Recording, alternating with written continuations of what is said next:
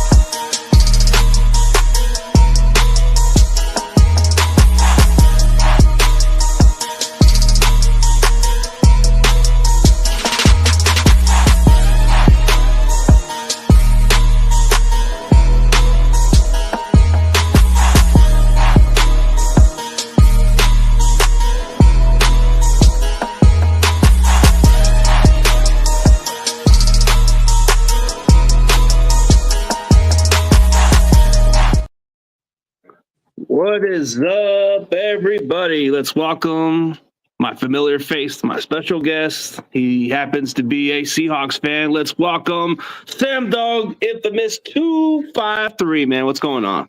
Hey, everybody doing good? Just ready for another matchup. And, you know, the year's been crazy this year. New coaching regime on my side of things. And it's been an interesting road. I did get to meet the coach last home game that we had, though, before the bye week. But, you know, they'll be interesting to see what happens from here on out, see how he pieces it together throughout the rest of the season or, you know, in the coming years. I know you're quite familiar with that when Shanahan first got in with the team he inherited. Yeah, I mean, he had to start from scratch, actually. But since you're kind of like giving me some thoughts on Mike Macdonald, how do you feel about him as a head coach since Pete Carroll's gone?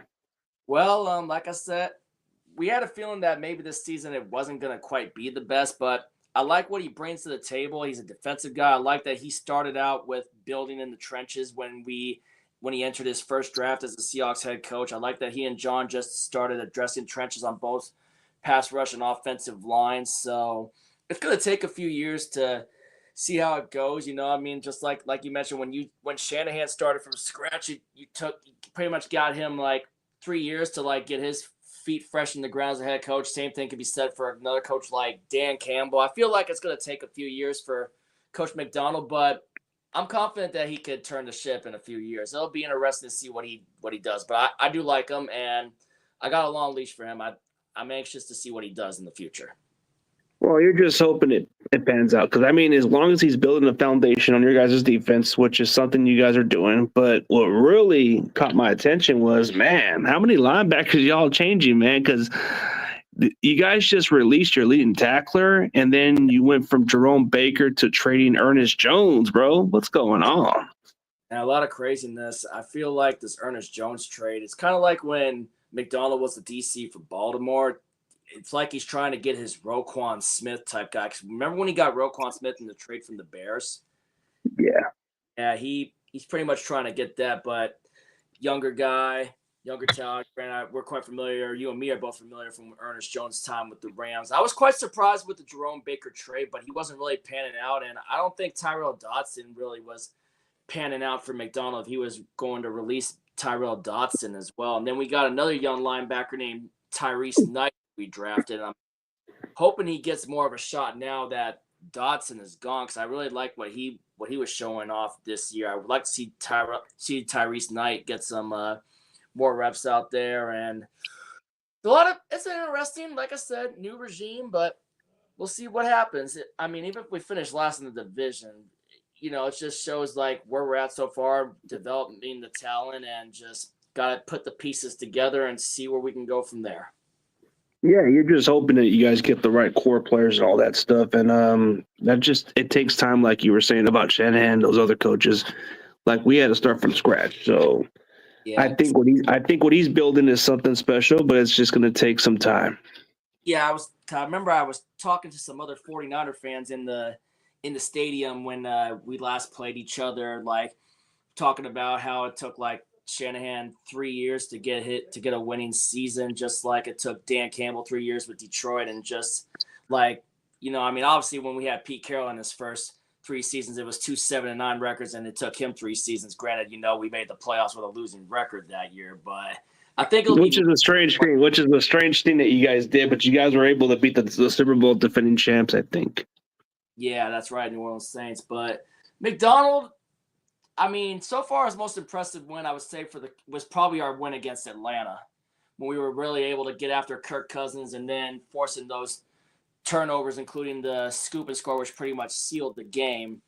And I mean, it was a tough battle earlier on, but obviously the same struggles are there. We have issues stopping the run, which obviously you've seen firsthand when Jordan Mason, granted, he got hurt, and then your other running back ran all over us. And now you guys got Christian McCaffrey back, so it doesn't get any easier now with you guys having McCaffrey back in the fold, and you still got that solid defense with Bosa. You got the pass rush, and O-line still is the obvious weakness. Granted, we did just get Abe Lucas off the PUP, which we'll see how that goes, but I still feel like trenches are still our biggest weakness on our O-line, depending on what we can get. But I think having Abe Lucas maybe should open up things a little bit more for guys like Kenneth Walker, maybe Zach Charbonnet. And I'm kind of disappointed that we haven't really got Kenny McIntosh really any reps hardly this season too, though. I kind of like to see him get some reps for our running backs. You like to mix it up at least with the running game, but it's like, I guess they just go by who they like so far in the lineup. So, yeah, the challenging part about the last game was when we had Jordan Mason at running back in Correndo, they were still able to run through you guys a lot. And then, I think your run defense is probably your only weakest link, but looking at your defensive lineman, you didn't have Murphy on that other game. Yeah, and you didn't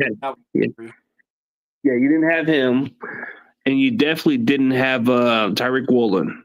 So that was another factor of what could have been, But I'll be honest with you about this season. This Niners team, it just seems like a roller coaster season. But I think second half has kind of been our forte for some reason. Yeah, second half of the season's really been the Kyle Shanahan forte ever since he really got it rolling with you guys, especially now that you have Christian McCaffrey going again. And we saw it firsthand last week when you guys were playing Tampa Bay. Grant, you guys had to barely squeak it out, and Ricky Pearsall definitely had an immediate impact for you guys. It's great to see him playing again, especially after what all he went through. Like I said, me and Eddie were saying prayers for him after what had happened before the season. So it was great to see him get that touchdown for you guys last week, especially after all that he recovered from. Yeah, it's remarkable how he kind of it can be life threatening for some people. Some people would never play the game of football the way they used to, but yeah, he's kind of an interesting rookie. I think this year's draft class by far, I got to say, it's pretty much outstanding. I'm impressed how we were able to get these guys, and they're stepping in and playing a lot of snaps this year. You're looking at guys like Dominic Pooney, who's actually a damn good starting guard for us, playing at a very high level, hasn't allowed a single sack or any other QB hits or something like that. And then you look at a guy like Ronaldo Green.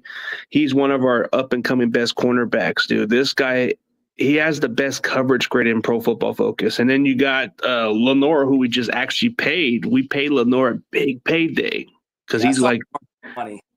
Lenore yeah, he gave us fits last time, especially when he had the interception when DK ran the wrong route, which I think we're getting DK back this week though too. But problem is sometimes DK kind of has issue with running the wrong routes. But in our offensive line, which has been our biggest Achilles heel too, I know we got some young guys like we're still developing Christian Haynes, who we just drafted, and Mike Jarrell, which I'm hoping at the end of this year that maybe we release Stone Forsythe because he hasn't really lived up to the hype since we drafted him. But I felt like when Jarrell stepped in the Atlanta game, I thought Jarrell showed potential to be great in the offensive line. Granted, Charles Cross, but it'll be interesting to see what Abe Lucas effect has with him being back in the fold now, with opening up holes for Kenneth Walker, and protecting Geno. Like I mentioned, biggest problem has been, other than Geno Smith, making the bad decisions, but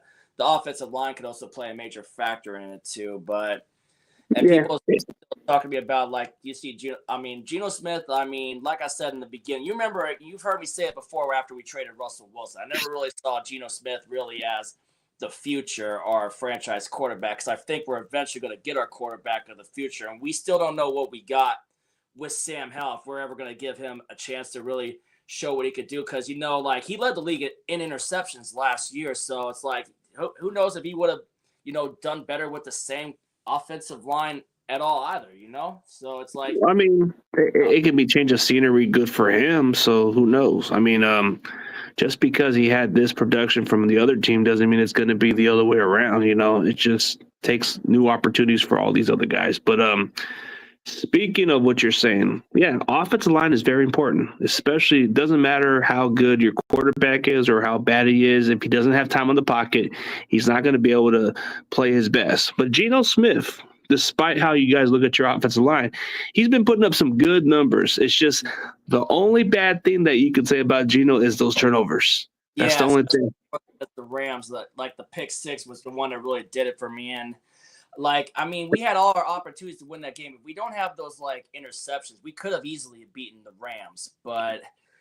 And then I didn't get the decision to go for it on fourth down when we ran it instead of kicking the field goal to try to take the lead. Not that it would have made any bit of a difference at all because, they still could have still gone down and scored that touchdown regardless. But, yeah. It's one of those years, where it's just you got to give it the time to build. And I see Eddie in there. What's up, Eddie?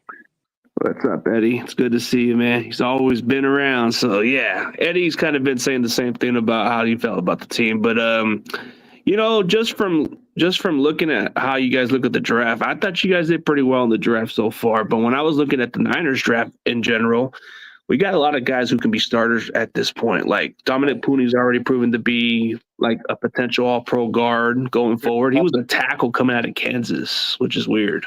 And Pearsall showed some flash last week for you guys, and obviously scoring his first touchdown.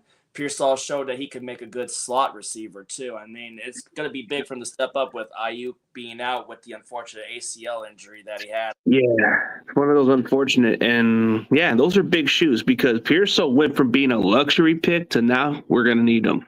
So it's like his role is going to be bigger. And, yeah, he's gotten better throughout every game. But I feel like a lot of people are overlooking Jennings more. I think Jennings is the one guy that's having the most benefit out of everybody else because the more targets, the more production.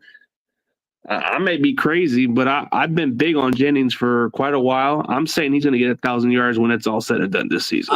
I wouldn't be surprised if Jennings gets 1,000 yards. I know you've been big on him, and then of course we got to also talk about the Mr. Little Caesars, obviously George Kittle. George Kittle, Mr. Touchdowns this season.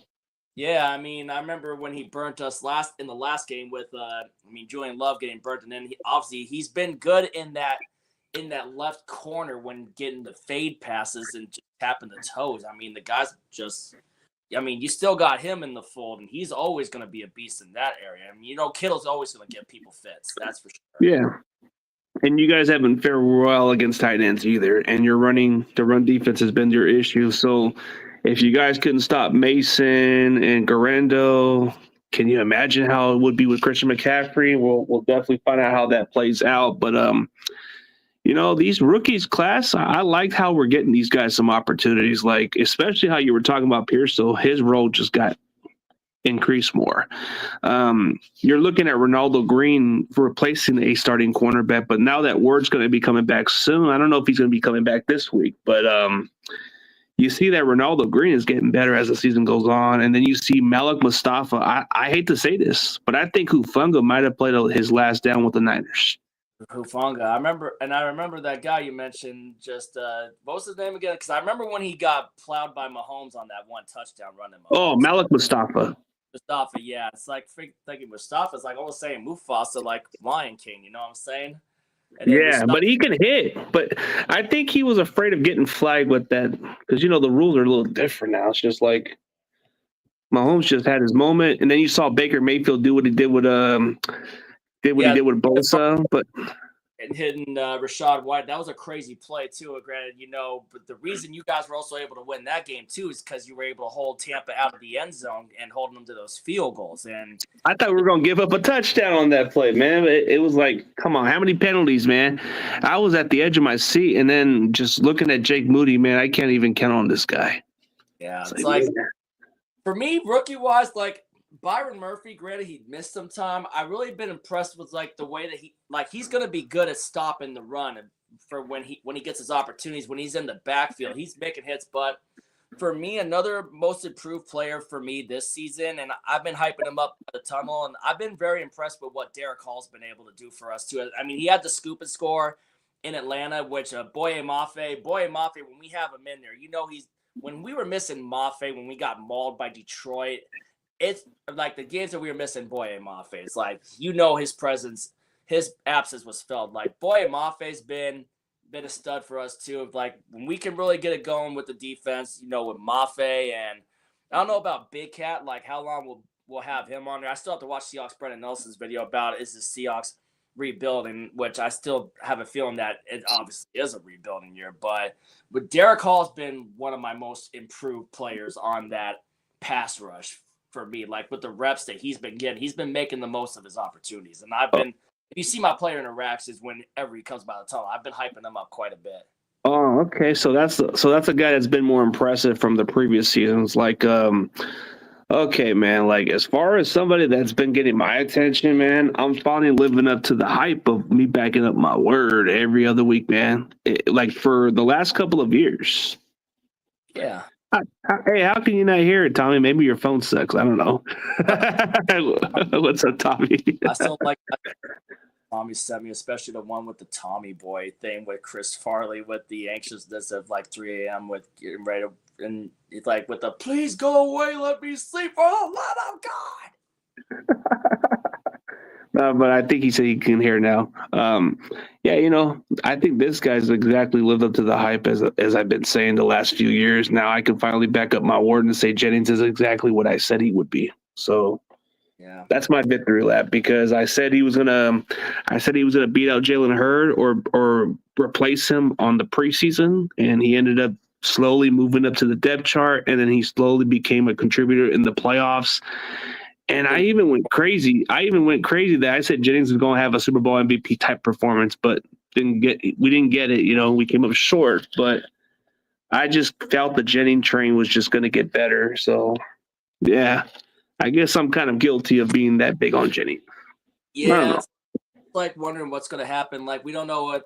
I mean, there were rumors circulating that we were going to trade DK Metcalf, and who knows, that could possibly still happen during the off seasons. Like Schneider likes to work in weird ways, but one of my personal pet peeves for what I want to see Schneider do is just spend more money on especially big money, to try to get big time names on the offensive line to bolster up the trenches, because we definitely it's still the obvious weaknesses. But another thing for sure that I want to see though, like in the future, is just how McDonald's going to shape the team in the future. It's going to take it's got to take good drafting, that's for sure. And like you guys have always been, really good at drafting good pieces. Like you've been mentioning, your rookies are just standing out and making plays. Like some of the guys you've been mentioning before, it's like I want to see that. Like I've seen it so far with Byron Murphy. I need to see Nehemiah Pritchett a little bit more out there. And then, I mean, we had this one guy named Josh Jobe, and not a rookie. I think he was on Philadelphia's practice squad, and now he's pretty much filled up the spot on cornerback, because obviously now with releasing Tyrell Dodson, now has his spot on the team. Like Josh Jobe was actually the first one to pick off Josh Allen this year in the game that we got blown out by Buffalo. Okay. Yeah, he picked off Josh Allen. He was the first one to pick off Josh Allen, but we did nothing with it, obviously. And then my biggest problem too is Connor Williams with some of the bad snaps that he's been snapping the ball over Geno's head. Granted, one of which was Geno's fault for not really paying attention. So just got, like I said, offensive line issues still. Just same old issues that we've been seeing for years, but kind of some newer issues popping up in the last few. We get the same issue with our offensive line. It's the stupid center, man. Why can't we just get rid of this damn guy? He just doesn't cut it, man. And then we got the other tackle, right tackle McKivitz, man. This is no different than Mike McGlinchey, if I'm being honest. I feel like we can fix like two of those spots, and I think we'll be all right. But I feel like this team can go into a better direction, but I feel like the competition between it's going to come down to Detroit for some reason. Yeah, Detroit's rolling. If the playoffs started today, I'll be honest with the way Detroit's been playing. They're right now the number one seed in my. They look complete. I mean, they look complete in certain areas. Like I like how they were able to make the move for Zadarius Smith, even though he wasn't flashy, but I'm not really sold with the Packers, man. Everybody keeps thinking Packers because of what's going on. I just see that Jordan Love just seems to he does careless mistakes, and I've been telling this to other people. Like, he's a good quarterback, but man, dude, he has to learn how to take care of the ball better. Yeah, just like Gino needs to learn to take the ball better with us. But also, it's like I had another question I got to ask. Who do you think will later on is like, I got a question about Terrence Williams. Terrence Williams, your other big-time offensive tackle. You mean Trent Williams, right? Not Terrence. I say Terrence? Trent Williams. Yeah, I was trying to remember the name. Trent Williams. Who do you think? How many more years does he have left with you guys? In your opinion, like, do you think like how do you think you'll replace him in like one of the upcoming drafts?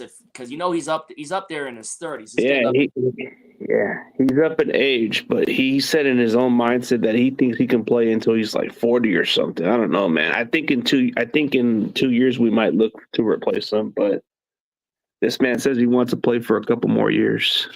Yeah, that's what I meant to. That's what I was trying to find out about. Like, what's your thoughts still with Trent Williams? Like, how many more good seasons do you have with him while he's still playing?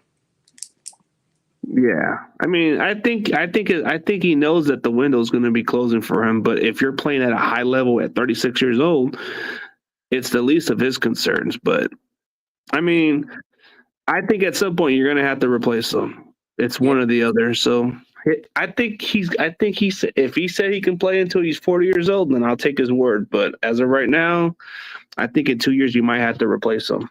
Yeah, it kind of might be the same thing with how old Tyler Lockett's getting on our side with the receiver. I mean, and then we got the young kid Jackson Smith and Jigba, who's been, flashing and shining ever since he got into the league. JSN has been balling out for us for sure, and when he gets his opportunities, he makes the most out of them. I mean, he's got potential to be like your other go-to receiver at some point, but I mean, like you said, DK, you were surprised he wasn't getting traded, but I thought maybe in the near future they would try to get rid of him because I think in Mike Macdonald's type of culture, I think he's trying to clean up some players. Expect Mike Macdonald to at least make changes for you guys in the offseason or something. Because I think I think some of you guys may not like his decisions, but I think in the long haul, he's going to try to get more of a different culture of I'm not playing around with this shit.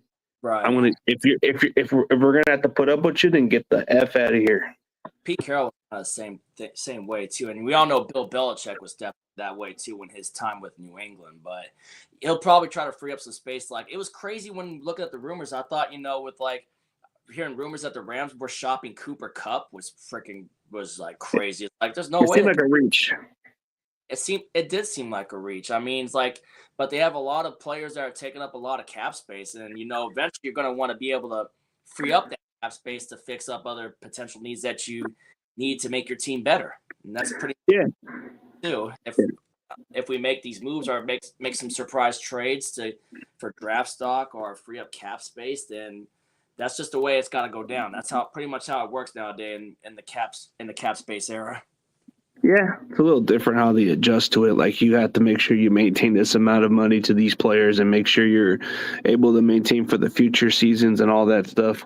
I mean, I don't know how we're able to maneuver some of that money, but I think we're going to see how Brock Purdy's worth the money. But I know there's just a lot of fans that are not really buying into Purdy for what he is as a quarterback. I mean, just from you being a Seattle fan, just your non-bias aside. Yeah. How do you feel about Brock Purdy as a quarterback in the NFL? He's a humble kid. He's accurate. He knows how to escape in the pocket, and he can run good when he needs to. He's got a good arm, and he's a smart decision maker. And he's just a smart decision maker. He knows how to play. Purdy can ball. That's my opinion of Brock Purdy. I know he can ball. He's good. But do you feel like he's just a system quarterback, or you think he's more than capable to be more than that? We'll have to see. I mean, I would have to see him in another system, but Shanahan's system definitely works for him. But it's like it's kind of like when Tom Brady went to Tampa after leaving Bill Belichick, and he was just able to still do his thing with the weapons that he had there too. I mean, Purdy has good weapons. It would be interesting to find out. That's an interesting question to see how Purdy would do if he didn't have the weapons that he had. But he looks like, even minus Brandon Ayuk, like getting it going with Ricky Pearsall and other non-big names, like he's still able to produce. And if you're still getting production from that, then isn't that all you really want? And then making Jawan Jennings into like a big name. What does that tell you? Against the Rams, he almost had 200 yards. Yeah, that's right. He did. He had that big game with Jennings. Granted for what happened in that one, but yeah, it was a weird outcome. But I think he would have at least had more than that. But yeah, I mean, there's going to be time that we look at this season, see how it plays out. But I think NFC West, it might just have to come down between. Man, I think Cardinals are actually making a strong case, but I'm just not really convinced right away. Yeah, I see for Arizona how good they've got ever since getting Marvin Harrison Jr. at number 4, which I feel like they still missed that kick against us intentionally just to secure that draft pick to get Harrison Jr. But it's like, still, I still really don't see the Cardinals making that big of a run, especially with teams like Detroit in the NFC being as hard as they've been, and freaking still you guys for that matter getting a little healthy, getting McCaffrey back. I still don't really, to be honest with you, with depending on how you guys do the rest of this year, I still don't see the NFC West as a lock yet for Arizona. I feel like you guys probably might still be the winners of that division, depending on what happens the rest of the way with you getting McCaffrey back and getting other key guys back. I still kind of have a feeling that I think San Francisco still wins the NFC. Yeah, and the return of Dre Greenlaw coming soon, so that's gonna definitely help a lot. I mean, even without Dre Greenlaw, we still have the total. We have the 9 total defense in the NFL, and our pass defense is pretty solid.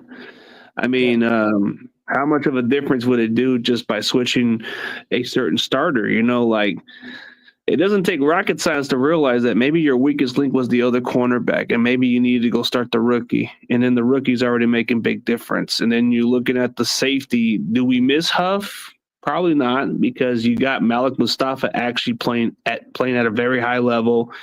He has the best coverage grid from what I'm looking at, and he's been making tackles. He's not afraid of hitting. So even if Huff returns, I like him, but it's just there's going to be that point where I think Malik Mustafa is going to be the guy. Yeah, I mean, if you're feeling good about the guy, then you got to play him. You got to start him from there on out and just move on, cut your losses and move on. I mean, I'm trying to still see that with what we got with some of these other corners. Like, I want to see, like, Tariq Woolen play a little better, and I want to see, like, Witherspoon. I mean, Witherspoon he makes his plays, but it's like I want to kind of see, like, us play a little bit more man coverage, like, because we're still playing the crappy zone coverage where we're letting the tight ends and obviously getting killed on screen passes from running backs, too. That's where Christian McCaffrey excels the most. You know that. Because back when we had Bobby and KJ back in our heyday, like KJ was really good at stopping the screen passes for the linebackers. So I just see like Ernest Jones and Tyrese Knight be able to shut down the screen passes, kind of like Bobby and KJ back in the days. Like if we can get that going with our linebacker sense, I feel like that was the reason why we released Tyrell Dodson the other day, and then obviously trading Jerome Baker over to Tennessee to bring in Ernest Jones, which Ernest Jones did show some flash in the last couple of games that I've seen him play, but still got to see a little more. And then obviously McDonald's got to build it up and develop the talent and have a few more good drafts and see where he can take it from there. Yeah, it's crazy how the Rams traded their best linebacker to the Titans, and then the Titans have a fire sale, and then you guys take them. Like, what the heck? Yeah, I mean, I even met the guy in his first game, which was the Buffalo game too. But I mean, obviously our run defense, we ranked 29th in run defense, so it's still not good. I think we ranked 29th in rushing and 29th against the run on defense, from what my dad was telling me too. So definitely, your guys' defense, like as far as run defense, man, that's just like you could just run holes like that for some reason. Yeah, pretty much. And like you said, the screen passes are like your worst traits on defense, and then the tight ends get open. That's where you guys have the hard time of matching up. Yeah, I always gotta speak the truth about my team too. I'm always gonna tell the truth on that too, like just like my dad does. We just gotta be honest with ourselves and just say what we gotta say needs to be fixed and speak the honest to God truth. Yeah, for sure. We can appreciate that. But the only weakness I have on my team is the special teams, man. Like, You guys have to have some luck on special teams for it to be a very good game. But since we're gonna go on a high note, let's do a score prediction. I know there's realistic in you, and maybe we can tell people where they can check out check your channel of your picks and all that stuff. But let's do a score prediction, man. I still feel like you guys are gonna roll us. I won't do a score or whatnot, but I feel like you'd probably beat us by like at least 15, maybe, about just with how bad things are going. I could at least, because you guys beat us by a big time last time in Seattle. Yeah, if it wasn't for that special teams, I think we would have got more than that. But I think realistically, like you said, it's possible. We might be able to hold up a 2-possession game and all that stuff. Yeah, but I think we pretty much reached your time. I know you got some stuff to do in pretty soon. Player of the game. Okay, Grant, I'll answer you this question. I think Samdogg, he doesn't want to put the prediction, doesn't want to spoil it because he has it on his Pick'em channel. But he has a gut feeling that the Niners are going to win. But as far as player of the game, I'm going to go Juwan Jennings, 100+ yards. Probably. Yeah. Unless we play. And then, of course, you got Kittle still. I mean, you can't overshadow Jordan. Yeah, you can't. I think Kittle's going to have a good factor, but then I think CMC is going to be a huge factor on how he opens up the offense. But it's going to open more of Jennings, I think. Yeah, pretty much. But, like I said, it's interesting times. The fan base needs to learn to, just tough it out, especially the younger generation. I mean, I'm old enough to remember the 90s when we were really bad. And then, obviously, going to every home game during 08 and 09 when we were 4-12 and 5-11, way before they added the extra games. So, like I said, the fan base is being tested, but the real fans know they got a tough out. I mean, look at what you had to tough out, before getting Kyle Shanahan. Granted, you still kind of had to tough out a couple of 2-14 seasons, and then really got it going. You guys got back to competing, and now you guys got up to Super Bowl contention. Yeah, you look at the guy on the other picture, right? There's Derek Smith. He was a part of that bad team too when we were 2-14 under the Dennis Erickson era. Then you have Julian Peterson. Yeah. He was part of that bad team too. So we've seen all the bads, but I know you got some stuff to do. We've been going over 30 minutes, bro. We'll definitely figure out something pretty soon. Tell everybody where they can find your social media platform, man. You got my YouTube channel, Samdogg The Infamous 253, and I'm just gonna stick with the YouTube. Just Samdogg The Infamous 253. Check out my picks videos that I do with my friend Dallas Stewart, who you're familiar with too. We do game picks every Tuesday. We recap our games.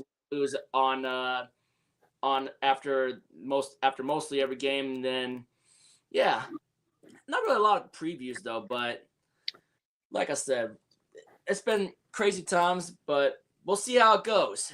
Draft reactions when the draft comes, and I always go live for the first round, and then obviously do videos whenever the Seahawks are picking too. But car videos in the off season too, exotic cars maybe from time to time, and rappers. I'm getting ready to take a trip soon in a couple weeks, so you might catch a couple of videos from that too, and then so there's gonna be a lot coming up. So. Oh, yeah, for sure. Dude, we'll definitely call it a high note, bro. Everybody else, man, thank you guys for tuning in. We'll see you guys next week. All right, thank